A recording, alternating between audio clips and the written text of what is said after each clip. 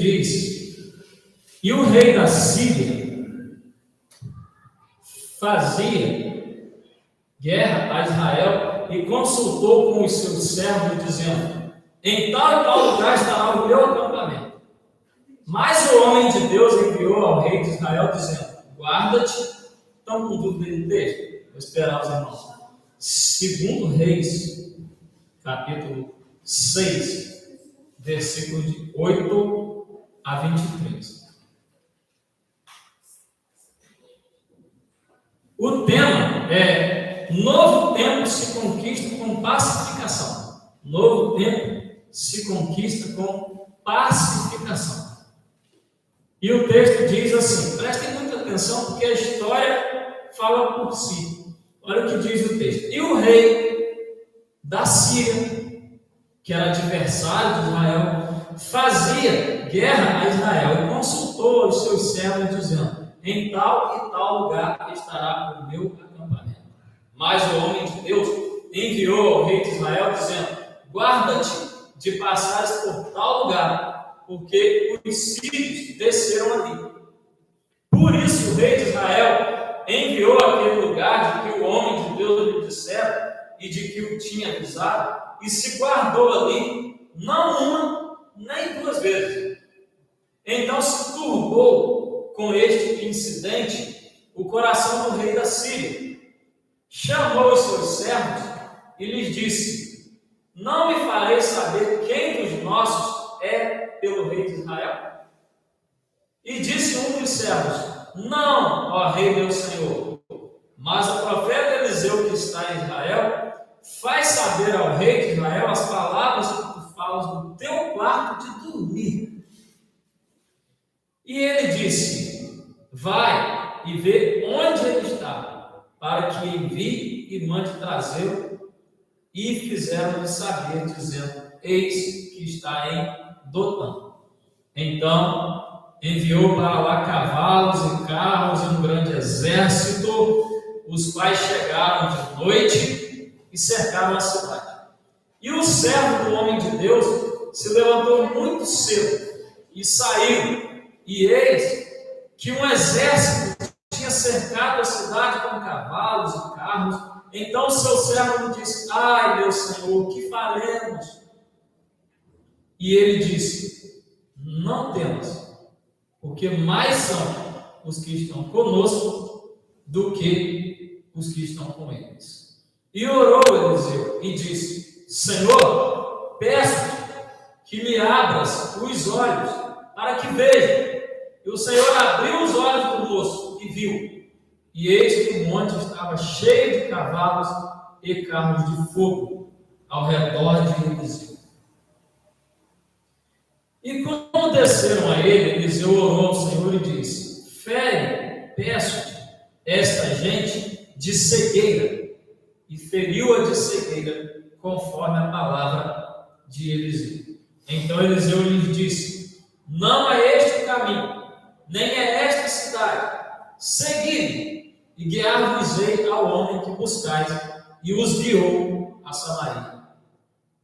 E sucedeu que, chegando eles a Samaria, disse Eliseu: ó Senhor, abre a estes os olhos para que vejam. E o Senhor lhes abriu os olhos para que vissem, e eis que estavam no meio de Samaria. E quando o rei de Israel os viu, disse a Eliseu: feri-los-ei, meu pai. Mas ele disse: não os ferirás. Feririas tu os que tomasses prisioneiros com a tua espada e com o teu arco? Põe-lhes diante pão e água, para que comam e bebam, e se vão para o seu senhor. E apresentou-lhes um grande banquete, e comeram e beberam, e os despediu, e foram para seu senhor. E não entraram mais tropas de sírios na terra de Israel. Amém? Oremos. Pai soberano, fala conosco, nos faz compreender a tua palavra, teu recado nesta noite. Teu Santo Espírito esteja aqui no ambiente, ó Deus, a todos convencendo impedindo tudo que não provém da parte de Ti, Pai. É o que pedimos em nome do Senhor Jesus. Amém. Um livro que li e ultimamente reli e recomendo que leia e que releia e que novamente leia, chama-se A Arte da Guerra. Seu autor se chama Sun Tzu, da sabedoria milenar chinesa, de muitos séculos antes de Cristo, não a China de hoje. E uma frase que muito tem a ver com o tema e o texto. O tema é: novo tempo se conquista com pacificação, e o texto é o que acabamos de ler. A frase diz muito também sobre este tema e sobre este texto. E é assim: a suprema arte da guerra é derrotar o inimigo sem lutar. A suprema arte da guerra é derrotar o inimigo sem lutar. De novo, a suprema arte da guerra é derrotar o inimigo sem lutar. Quantas e quantas vezes o povo de Israel apenas se dispôs a estar no campo de batalha, mas tão somente experimentou livramento da parte de Deus. Circunstâncias em que parecia impossível a vitória, mas os grupos, os exércitos que se aliaram para derrotar Israel começaram a lutar entre si uns contra os outros, e eles mesmos se destruíam uns aos outros, sem que Israel precisasse lutar. A melhor guerra é aquela que se ganha sem precisar lutar.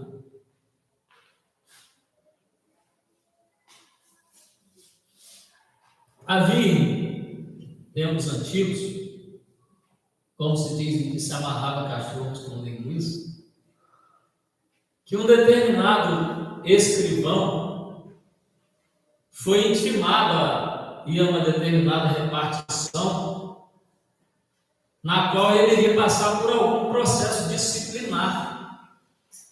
Não sei por que motivo, mas este senhor, ele era alvo de algumas anedotas. Eu não vou dizer nome, mas era assim. E fala-se que ele deveria chegar em tal horário. E aquilo era um assunto sério, uma repartição de grande importância, e exigia, sem dúvida, máxima pontualidade. E aquele cidadão, aquele funcionário público, se atrasou para uma ocasião como essa. Alguns minutos, não tantos assim, mas é um atraso. Quando alguns já estavam meio irritadiços, eis que chega aquele cidadão com um terno bonito, bem alinhado, perfumado, com uma garrafa de vinho daquele caro, dizendo assim: doutor, me desculpe, me perdoe esse atraso, mas é porque eu sei que o senhor gosta deste vinho e foi um pouco difícil encontrá-lo no comércio. Eis o motivo do meu atraso. Mas foi por uma boa causa. Aceite o vinho do qual o senhor mais gosta. E contas nas anedotas que tudo ficou muito bem. Ele foi desarmado e venceu sem lutar. Aconteceu aqui. Vimos na leitura do texto, ficou muito claro isso para nós, que exército numeroso, perigoso, bem treinado, em vantagem numérica, com todos os tipos de vantagens para atacar Israel.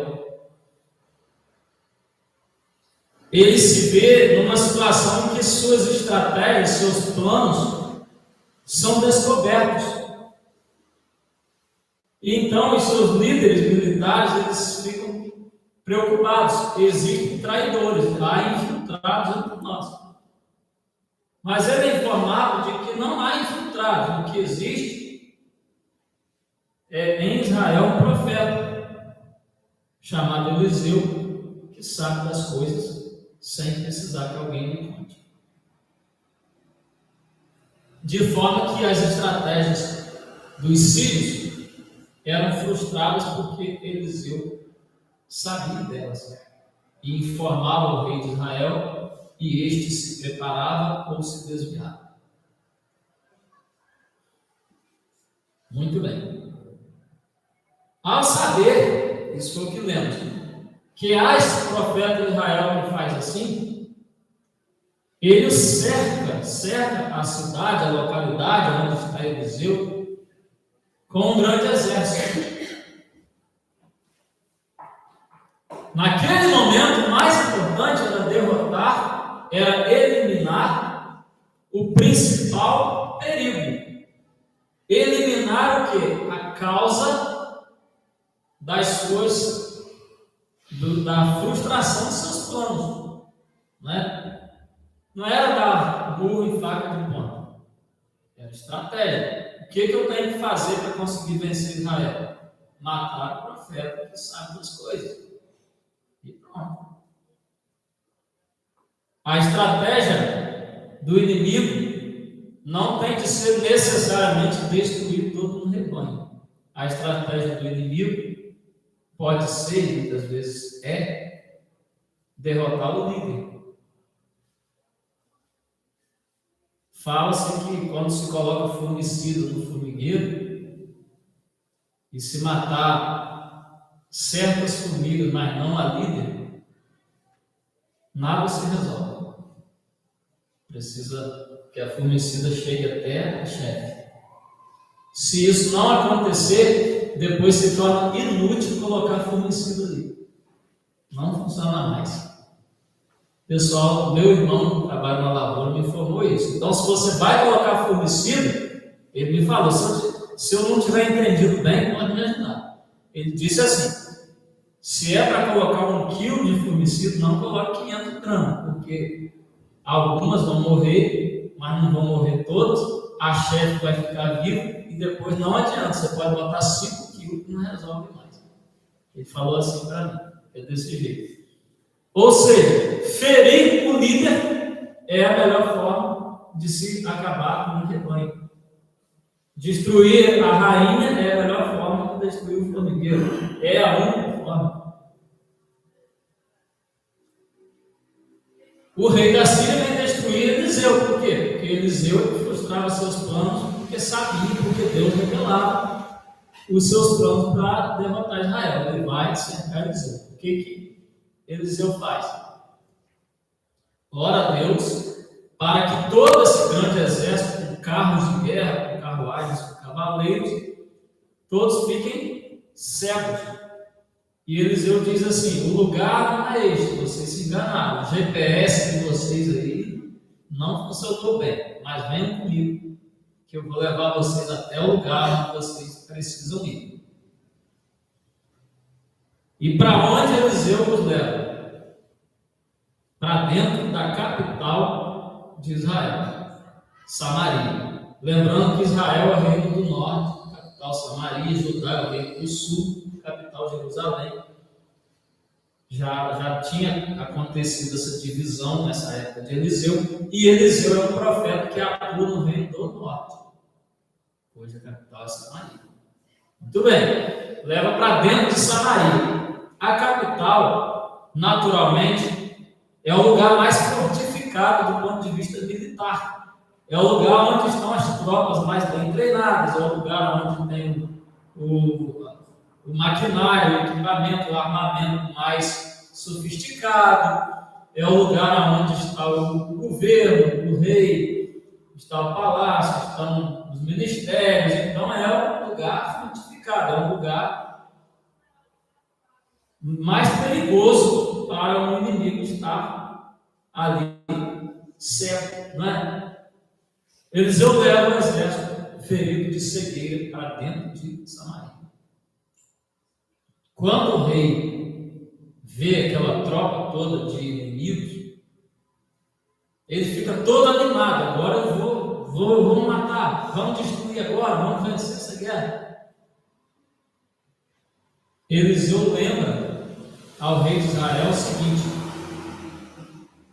é crime de guerra matar prisioneiros. Durante uma guerra, no andamento da batalha, vale tudo, mas você aprisionar alguém ou a tropa inteira e você matar na covardia é fora das regras. Tudo tem regra. Futebol é fazer gol, mas tem impedimento, tem falta, tem tudo isso. Guerra também tem. Prisioneiros não devem ser mortos. Prisioneiros devem ser utilizados para o serviço. Diversos serviços. No caso da época, serviços forçados, muitas vezes para escravos, alguns para guerreiros, mas agora sendo guerreiros do exército, de um novo exército. Certo? Então, se a tropa de Israel tinha um número X de soldados, capturando essa tropa, teria um número maior. Ou seja, soldados, seres humanos, são recursos. O maior recurso que existe não são os bens materiais, são os seres humanos. De que valeria, por exemplo, o ouro, se ele ficasse lá na jazida e não fosse apurado, depurado, passasse por todo o processo para ele se tornar uma joia? Para que serviria o ouro se não houvesse pessoas para trabalhar com ele e transformá-lo em joia, em barra, fazer todo o processo de retirá-lo da jazida até ele chegar ao uso. Né? O que vale a madeira mais valiosa que possa existir se ela estiver lá na mata, não tiver quem vá lá cortar e transportar e trabalhar com ela adequadamente para que ela seja bem utilizada da melhor forma, bem trabalhada? Para que serve? Para que serve um material bom se o trabalhador não for treinado e ele estragar aquele material e fizer um serviço mal feito? O que adianta você colocar o melhor material na mão de um profissional mal treinado ou sem treinamento, ou que não seja nem profissional, seja só um aventureiro? Onde eu quero chegar? O ser humano é o recurso principal. Bem, na guerra é crime matar prisioneiros. Então o que Eliseu responde? Não. Para o rei ferir um exército, o rei tem que conquistar esse exército lá no campo de batalha, marcar o dia, a hora da guerra, e lá você mata, faz o que quiser. Agora aqui, desta forma, não. Capture e faça o que você quiser com aqueles que você conseguir vencer. Esses aqui não. Esses aqui você vai dar a eles alimentação, vai dar-lhes de beber e enviar-lhes de volta ao seu Senhor. Olha que coisa interessante, né? O texto diz que assim foi feito. Olha também que a autoridade do profeta Eliseu. Olha o que é profecia, o que a palavra de Deus representava, né? E representa muito. O cajado na mão de de quem está ungido, ele representa muito. O cajado não tem valor nas mãos de quem não é ungido.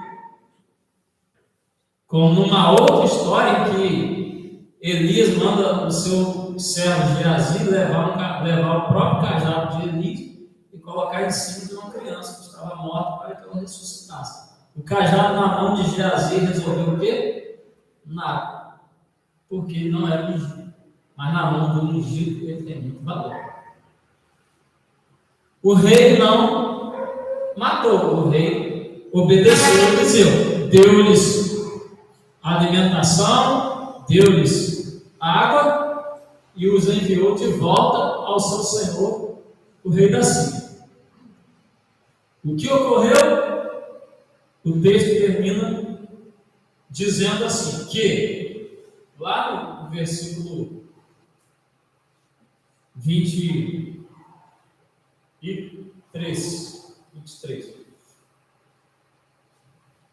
E apresentou-lhes um grande banquete, e comeram, e beberam, e os despediu, e foram para seu senhor. E não entraram mais tropas dos sírios na terra de Israel. Isso me faz lembrar de outro versículo que diz assim: se o teu inimigo tiver fome, dá-lhe de comer. Se ele tiver sede, dá-lhe de beber. Porque assim amontoará as brasas em volta da cabeça dele.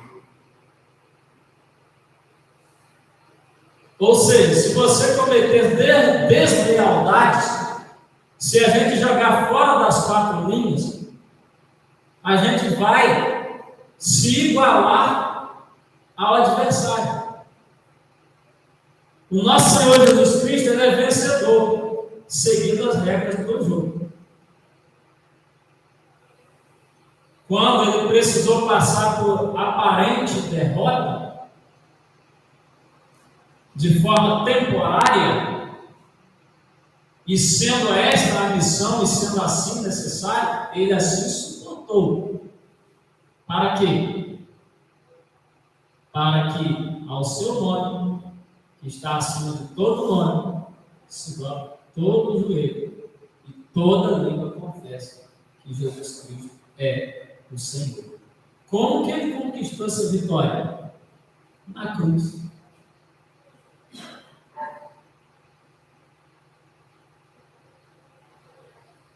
A pacificação, ela vem por meio de oração de armas espirituais, sejam de ataque, sejam de defesa. Efésios 6. Não é contra seres humanos, não é contra carne e sangue, e sim contra quem? Contra aqueles que influenciam seres humanos. Quem? As potestades do mal.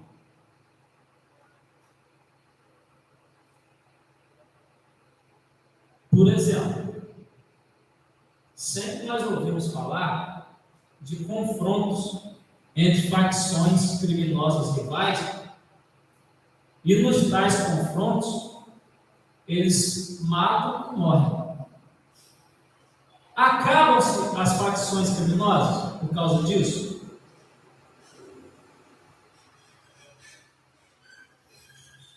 Os crimes deixam de ser cometidos? As drogas ilícitas deixam de ser comercializadas?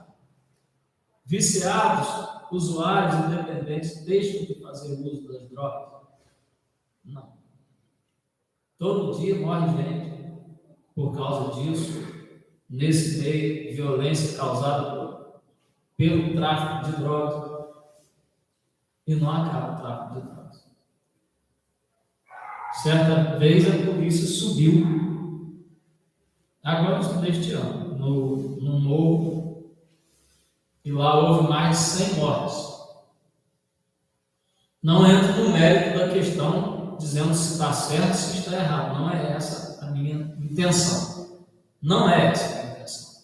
Eu não sou governador do estado, não sou nada disso. Não é essa a minha intenção, emitir juízo de valor. Estou falando um fato. Subiu o morro e mais de 100 pessoas morreram lá nesse confronto entre policiais e criminosos. criminosos. Muita gente morreu. Deixou de existir o tráfico.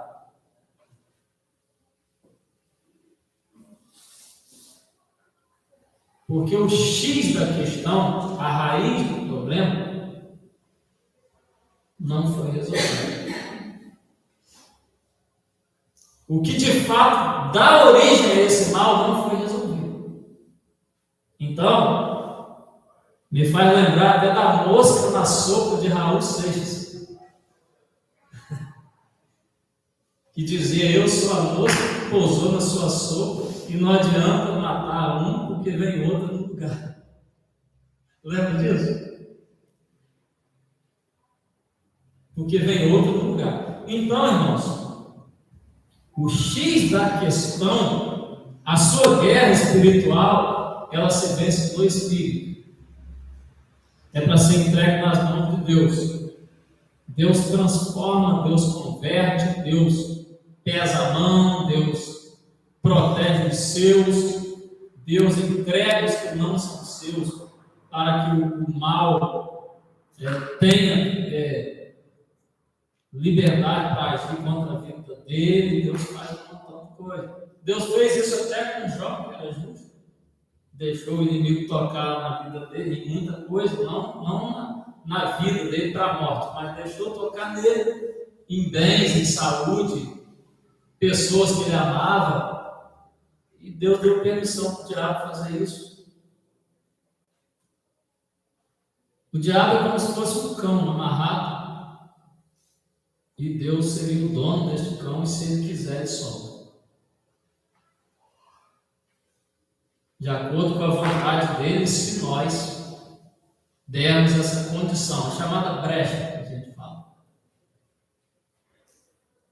Ele vive ao nosso redor, bramando como leão, buscando a quem possa tragar. O serviço do diabo é fazer o mal. Se nós dermos condições para ele fazer o mal, ele faz. Se nós não dermos condição para ele fazer o mal, ele não faz. Então Deus autoriza ou não autoriza. Ou seja, se tem alguém atrapalhando o propósito de Deus, olha com quem que ele está tratando. Com o Deus Todo-Poderoso, que está acima de todo poder, o nome que está acima de todo nome, que tem todo o domínio sobre todas as criaturas, inclusive Satanás e o demônio. E já imaginou Deus falar assim: pode tocar na vida dele, você pode fazer isso, pode matar, pode deixar vivo, pode colocar uma enfermidade, pode tocar nos bens, pode tocar nisso, pode tocar naquilo. Aqui você não vai mais daqui para lá, igual fez com o Jó. Imagina uma coisa dessa.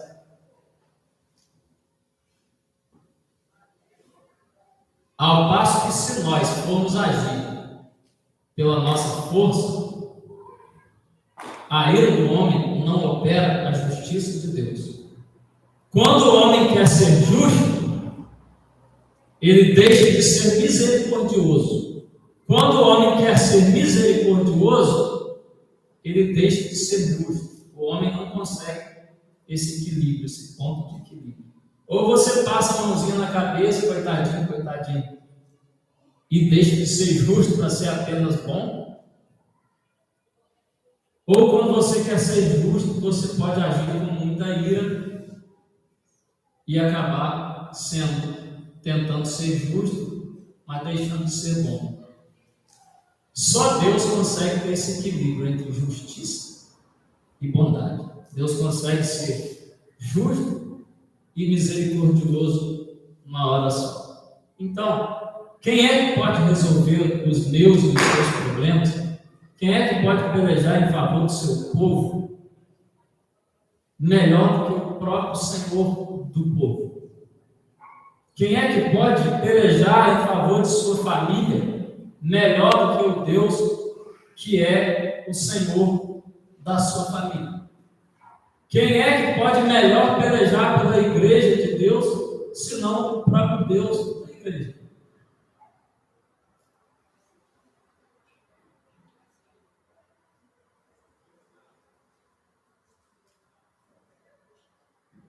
Continuemos, nunca nos cansemos. de fazer o bem, de viver de acordo com a vontade de Deus, de procurar compreender os propósitos eternos, de buscar viver dentro da vontade de Deus, porque assim nossas orações serão ouvidas de tal forma que quando o inimigo, o adversário vier até nós, ele será entregue em nossas mãos. Ele estará, mal comparando, como um cão amordaçado. Não tem aquela lei que diz que o pitbull só pode sair na rua se estiver amordaçado? Não precisa matar todos os pitbulls, mas eles precisam estar acorrentados e amordaçados. Isso quem faz não sou eu, não é você, mas é Deus, mediante as nossas orações. Senhor, fere de cegueira. E o Senhor os feriu de cegueira. A partir dali, eles ficaram vulneráveis a qualquer ataque, a qualquer covardia, qualquer deslealdade. Eles estavam entregues. O que eles receberam? Lanche, banquete. Voltaram para o seu Senhor. Naturalmente contaram a ele, lá o seu Senhor, tudo o que aconteceu. E aí o seu Senhor reconheceu o seguinte: não há como lutar contra um Deus como esse. Eu vou desistir de lutar contra esse Deus. A Bíblia não diz que ele ficou bonzinho, mas diz que ele parou de atacar. A Bíblia não diz que os sírios lá se converteram, virou povo de Deus também, construiu lá um templo, começou adorando a Deus, não diz. Mas diz o quê? No versículo 23, para finalizar, no final, na parte final, diz: e não entraram mais tropas de sírios na terra de Israel. Oremos, finalizando, e eu estarei até a porta despedindo dos irmãos, após a oração silenciosa que você vai fazer, mas nós vamos colocar nossa vida, nossa igreja, nossa família, nossas causas, aquela causa da justiça que você tem, a sua saúde, aquela coisa que ninguém descobre por quê, o exame não dá nada, você não consegue saber o que está acontecendo, mas continua acontecendo e você não sabe de onde vem. Aquela situação com o vizinho, aquele problema da vida que tem aí, aquilo que está tirando seu sono, vamos colocar isso nas mãos de Deus. A nossa igreja, tudo. Seus filhos, netos, parentes, vamos colocar isso nas mãos de Deus e falar: Senhor, está nas tuas mãos. Faz ao inimigo, ao adversário, aquilo que o Senhor quiser. Estou entregando nas tuas mãos. Eu vou dormir tranquilo e esperar o Senhor lutar por mim. Vamos orar? Senhor, aqui está a tua igreja, o teu povo, famílias aqui representadas, pessoas que se alegram, mas também sofrem, igreja que vence, mas porque milita. Aqui está um povo, Deus, que se chama pelo teu nome, e autorizado por ti como teu servo, pastor desta igreja, imperfeito sem dúvida, mas investido com a autoridade do teu Santo Espírito. Eu coloco este povo nas tuas mãos para que tu os abençoes. Essas pessoas que estão aqui agora enfrentaram dificuldades para chegar aqui. Essas pessoas que estão aqui podem ter ouvido conselhos para não virem. Essas pessoas que estão aqui vieram, talvez, de atividade, de trabalho, Deus, de muitos trabalhos, de cansaço, de desânimo, talvez. Ó Pai, venceram e puderam estar aqui te cultuando. Que cada um saia com a sua vitória nas mãos. Que o teu anjo com a espada desembanhada esteja aqui e esteja, Deus, lutando contra as forças contra as quais nós mesmos não podemos, não sabemos lutar. Vence o mal. Mediante, Pai, nossa fé, nossas orações, nossos jejuns, nossa adoração, nossa comunhão, nossa vida cristã. Contempla, Deus, o nosso trabalho e que ele não seja vão do Senhor. Dá a cada família aqui representada, dá a esta igreja a vitória em Cristo Jesus. No nome de quem nós agora oramos, certos da resposta do Senhor. É no nome, sobre todo o nome do Senhor Jesus, que agora nós entregamos este culto em tuas mãos e este povo em tuas mãos. Amém.